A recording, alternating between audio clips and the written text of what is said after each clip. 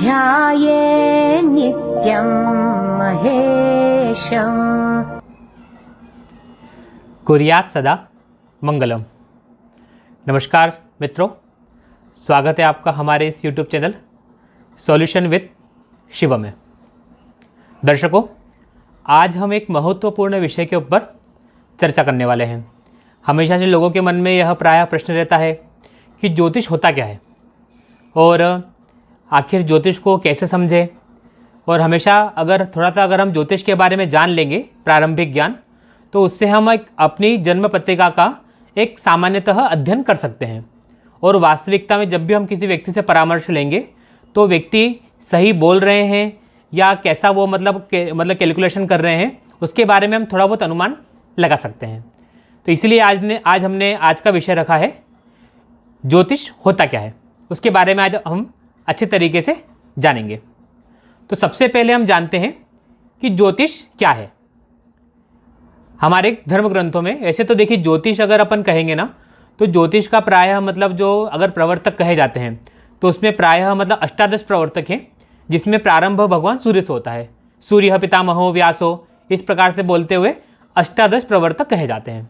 यानी भगवान सूर्य से ज्योतिष विद्या का जो है आरंभ होता है एक मान्यता के अनुसार। और हमारे आचार्यों ने अपने धर्म ग्रंथ में लिखा हुआ है, या ज्योतिष की जो मूलभूत अलग अलग जो है मतलब ग्रंथ मिलते हैं, उसमें से जो है आचार्य वराहमिहिर ने लिखा है कि ज्योतिष क्या है। तो यदुपचित मन्य जन्मनि शुभाशुभम तस्य कर्मणः पंक्तिम व्यंजयति शास्त्रमेतत् तमसि द्रव्याणि दीप इव। यानी कि यदुपचित मन्य जन्मनि, मनुष्य जो है अपने पूर्व जन्म में जो भी शुभ और अशुभ कर्म अर्जित करता है, उसका संचित फल उस व्यक्ति को क्या मिलेगा, कैसे मिलेगा, वो किस प्रकार से मिलेगा, यह हमें ज्योतिष शास्त्र बताता है। कैसे बताता है? जैसे उसका नाम ही ज्योति, ज्योति मतलब प्रकाश। जैसे अगर आप अपने घर में किसी कमरे में अगर रात्रि का समय हो या दिन के समय में भी अगर घर के अंदर कोई कमरा हो और जहाँ पर सूर्य का प्रकाश न पहुँच पा रहा हो, और उस अंधेरे कमरे में आप यदि जाओगे तो आपको उसके अंदर रखी हुई चीज़ों का जो है अभाव आपको महसूस होगा, क्योंकि वहाँ पर अंधकार है। और जब आप वहाँ पर कोई दीपक प्रज्वलित करते हो या फिर आज के समय में अगर देखेंगे तो कोई लाइट वगैरह बल्ब जला लेते हो, तो आपको उस कमरे के अंदर का जो अंदर स्थापित जो अंधकार है वो दूर हो जाता है, और उस प्रकाश के कारण आपको वहाँ पे उपस्थित चीज़ों का जो है प्रायः देख सकते हैं आप, उसको आभास हो जाता है। उसी प्रकार से हमारा जीवन है। हमारे जीवन में प्रायः नवग्रहों के द्वारा या जो हमारे पूर्व संचित कर्म, शुभाशुभ कर्म है, उनके द्वारा आज वर्तमान समय में हमको जो परिणाम मिल रहा है वह हम किस प्रकार से हमको मिलेगा, वह हम उस परिणाम को किस प्रकार से कम और ज़्यादा कर सकते हैं, इस सभी चीज़ों का एक सम्यक विवेचन या सही ढंग से हमारे जीवन का उचित मार्गदर्शन करना, यह ज्योतिष शास्त्र का प्रारंभिक कार्य है। तो अब हम जानते हैं कि यह कैसी व्यवस्था दी गई है ज्योतिष शास्त्र में। ठीक है, तो इसका चिंतन हम कब से करते हैं? तो आचार्य ने कहा है कि काल नरस्या वैवान पुरुषाणाम चिंतयत प्रसव काले सद गृह संयोगात सोपद्रिवास्ते च। यानी जब माता के गर्भ में भ्रूण की उत्पत्ति हुई, 16 संस्कारों में गर्भाधारण संस्कार हमारी हिंदू परंपरा में एक संस्कार है। यानी जब पहली बार गर्भ धारण हुआ तब से लेकर के और व्यक्ति का जन्म हुआ, जन्म होने के बाद में व्यक्ति की मृत्यु पर्यंत उस व्यक्ति के साथ में क्या होगा, कैसे होगा, कब होगा, किस प्रकार से होगा, यह सब हम ज्योतिष शास्त्र के द्वारा पता लगा सकते हैं।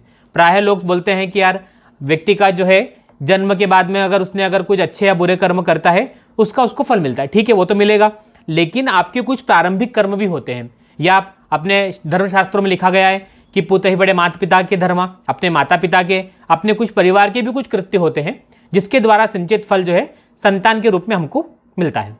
अब जब माता के गर्भ में पहली बार भ्रूण की उत्पत्ति हुई, तब से लेकर के व्यक्ति का मतलब जो 9 महीने की जो अवस्था होती है, गर्भावस्था होती है माता की, उस समय भी हम ज्योतिष शास्त्र का विवेचन करेंगे, उसके हिसाब से शुभाशुभ ग्रहों की स्थिति को जानेंगे। और उसके बाद में जब बच्चे का जन्म हुआ, तो जैसे ही बच्चे का जन्म होता है उसकी जन्म की स्थिति के अनुसार, यानी आकाश गंगा में उस समय में जो भी ग्रह गोचर स्थिति होगी उसके आधार पर हम उस समय का आकलन करके व्यक्ति की एक विशेष जन्म कुंडली बनाते हैं, और उस जन्म कुंडली के द्वारा हम व्यक्ति के संपूर्ण जीवन का जो है अध्ययन करते हैं। अब कैसे करते हैं देखिए, इसमें जो है ना प्राय अगर अपनी व्यवस्था देखेंगे ज्योतिष शास्त्र की, तो उसमें क्या होता है मुख्य रूप से, पहले तो अपन एक सामान्य भाषा में जानते हैं तिथि। तिथि जो है टोटल जो है 15 तिथियां होती है, 15 शुक्ल पक्ष की और 15 कृष्ण पक्ष की। इस प्रकार से जो है टोटल जो हमारा एक चंद्रमास होता है। तो हम जो है अपनी हिंदू परंपरा में चंद्रमास को मानते हैं, शुक्ल पक्ष और कृष्ण पक्ष, यानी जो है पूर्णिमा की शुक्ल पक्ष पूर्णिमा से प्रतिपदा से लेके द्वितीया, तृतीया, चतुर्थी, पंचमी, षष्ठी, सप्तमी, अष्टमी, नवमी, दशमी, एकादशी, द्वादशी, त्रयोदशी, चतुर्दशी और पूर्णिमा। इस प्रकार से जो है शुक्ल पक्ष और उसी प्रकार से कृष्ण पक्ष। तो कृष्ण पक्ष की प्रतिपदा से लेकर अमावस्या तिथि पर्यंत, तो ये दोनों पक्ष हो गए, कृष्ण पक्ष और शुक्ल पक्ष। ठीक है, इसमें जो है चंद्रमा की जो है गति के कारण यानी उसके घटने और बढ़ने के क्रम के हिसाब से पक्ष होते हैं। यानी शुक्ल पक्ष में चंद्रमा बढ़ता है और एक मतलब न्यूनतम अवस्था से अपनी पूर्णता को प्राप्त करता है, और अमावस्या अमावांत में जो है चंद्रमा जो है अपनी पूर्णता से न्यूनतम को प्राप्त करता है। इस प्रकार से शुक्ल पक्ष और कृष्ण पक्ष होते हैं। अब प्रतिदिन चंद्रमा एक नक्षत्र का भोग करता है। टोटल हमारे ज्योतिष शास्त्र के हिसाब से जो है अगर अभिजीत को छोड़ दिया जाए तो 27 नक्षत्र होते हैं और अभिजीत को मिला के 28 नक्षत्र होते हैं, और प्रतिदिन चंद्रमा एक नक्षत्र का उपभोग करता है। ये लगभग उसका जो काल लगभग जो है 24 घंटे के आसपास होता है ऐसा। अब चंद्रमा जो है एक नक्षत्र को एक दिन में भोग करता है। अब जरूरी नहीं है कि वो सूर्योदय से लेकर सूर्योदय तक हो, अस्त तक हो, ऐसा नहीं होता है। इसमें जो है चंद्रमा का जो नक्षत्र में जिस समय प्रवेश हुआ उससे लेकर के और अगले नक्षत्र के प्रवेश तक वो चंद्रमा उसी नक्षत्र पे होता है। जैसे मान लेते हैं अगर हम चंद्रमा, जैसे किसी व्यक्ति का आज जो है जन्म हुआ 6:15 पे, तो उस समय जो है अश्विन नक्षत्र का द्वितीय चरण चल रहा था, तो हम क्या मानेंगे, चू चे चोला 4 चरणों का एक नक्षत्र होता है।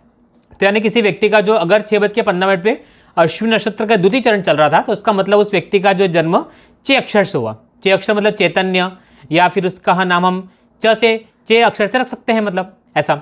अब जो है 4 चरणों का एक नक्षत्र होता है और 9 चरणों की एक राशि होती है। ठीक है, यानी 2 नक्षत्र पूर्ण और तृतीय नक्षत्र का प्रथम चरण, इस प्रकार से 9 वर्ण मिलकर के एक राशि बनती है। और टोटल जो है 12 राशियां होती है, 27 नक्षत्र होते हैं, 27 नक्षत्रों की 12 राशियां होती है, और 12 राशियों के अधिपति होते हैं नवग्रह।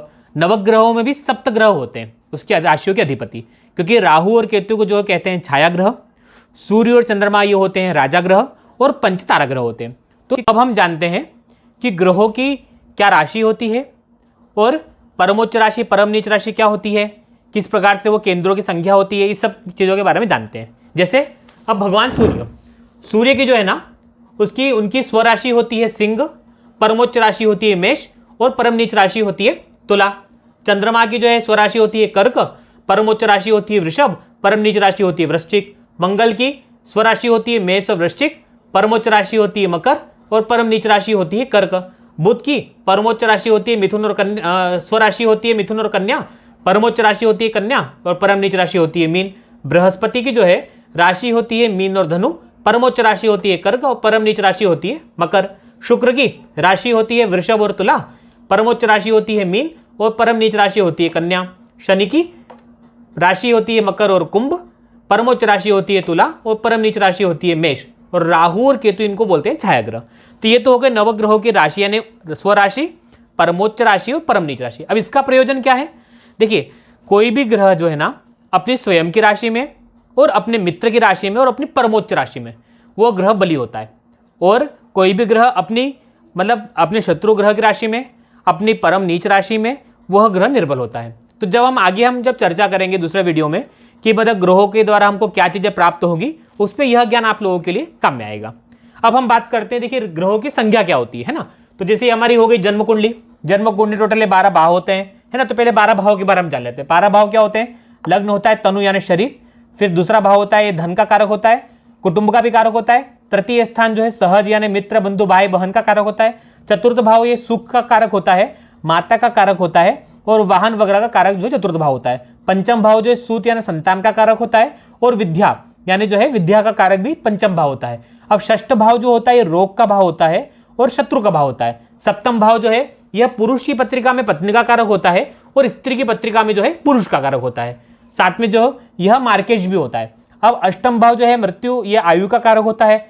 नवम भाव जो है धर्म का कारक होता है, भाग्य का कारक भी बोलते हैं इसको। दशम भाव जो है कर्म का कारक होता है, आजीविका का कभी कारक होता है, और साथ में पिता का कारक होता है। एकादश स्थान जो आय का कारक होता है, और द्वादश स्थान जो है व्यय का कारक होता है। अब ये तो हो गए इनके संज्ञा कि 12 भावों में हम किन किन चीजों के बारे में विचार करेंगे। अब होता है कि केंद्रादि आदि। अब ये देखिए 4 जो है इसमें केंद्र होते हैं, लग्न, चतुर्थ, सप्तम और दशम, ये भाव इनको बोलते हैं केंद्र संज्ञा। उसके बाद में पंचम भाव और नवम भाव इसको बोलते हैं त्रिकोण, और द्वितीय भाव और सप्तम भाव को बोलते हैं मारक भाव। ये इनकी कोई विशेष संज्ञा होती है। अब दोस्तों, अब हम कैसे विचार करेंगे कि जब हम आने वाले समय में जो है ना विशेष जैसे अपनी कर्म जीविका के बारे में जब हम विचार करेंगे तो उसमें आपको इन सब चीजों के बारे में जानकारी होना आवश्यक है। तभी आप आने वाली हमारे जो वीडियो में जो हमको मूलभूत आपको जानकारी देना चाहते हैं, जैसे हमारी अब पूरी श्रृंखला निकलेगी विशेषकर आजीविका के ऊपर कि व्यक्ति को आगे जाकर के क्या मतलब करना चाहिए, उसको जॉब करना है या बिजनेस करना है, उन सब के संबंध में हम विस्तृत रूप से अपनी श्रृंखला निकालेंगे। तो अगर आप इन सब चीजों को समझ लोगे तो आपको आने वाले हमारे वीडियो में उसको समझने में बहुत ही आसानी होगी और आप अपनी जो है स्वयं की जन्म कुंडली का एक अच्छे तरीके से स्वयं अध्ययन कर सकते हो सामान्य रूप से, मतलब जी। तो अब देखिए हमने जाना कि ये जो ग्रह इस प्रकार से हमारे जीवन में कार्य करते हैं। अब ये देखिए ग्रह कैसे कार्य करते हैं। तो ग्रह जैसे जिस प्रकार से क्या होता है ना, एक चुंबक आपने देखा होगा कि चुंबक जो है किसी भी लोहे की वस्तु को अपनी ओर अट्रैक्ट करता है, आकर्षित करता है, उसी प्रकार से हमारा जीवन है। तो नवग्रह जो है हमारी पृथ्वी और पृथ्वी पे रहने वाले हम सभी जीव, क्योंकि हम सभी जीव जो पंचतत्व से बने हैं और हमारी पृथ्वी पंचतत्व से बनी है। तो ये ग्रह जो है हमको प्रत्यक्ष अप्रत्यक्ष रूप से जो है हमारे जीवन के ऊपर प्रभाव डालते हैं, किसी न किसी रूप में हमारे ऊपर प्रभाव जो हमको अट्रैक्ट करते हैं अपनी तरफ, या वो अपनी दशा के द्वारा और अपने जो है स्वभाव के द्वारा हमारे ऊपर उनका जो है प्रभाव पड़ता है। और सद्गृह संयोगात, आचार्य ने कहा है कि जो ग्रहों के शुभ और अशुभ कर्म, ग्रहों के शुभ और शुभ अशुभ स्थिति के द्वारा ही मनुष्य के जीवन में हमको क्या मिलेगा, कैसे मिलेगा, यह सब हमारी जन्म कुंडली के द्वारा हम पता लगा सकते हैं। तो अब ठीक है मित्रों, तो आज की वीडियो में हमने जाना कि ज्योतिष में कुछ प्रारंभिक ग्रहों की क्या स्थिति होती है, किस प्रकार से जो भावों की संज्ञा होती है। अब हम अपने आने वाले वीडियो में इसके ऊपर विस्तृत रूप से चर्चा करेंगे कि किस ग्रह का क्या स्वभाव होता है, किस ग्रह के द्वारा जो है हमको जीवन में क्या चीज की प्राप्ति होगी।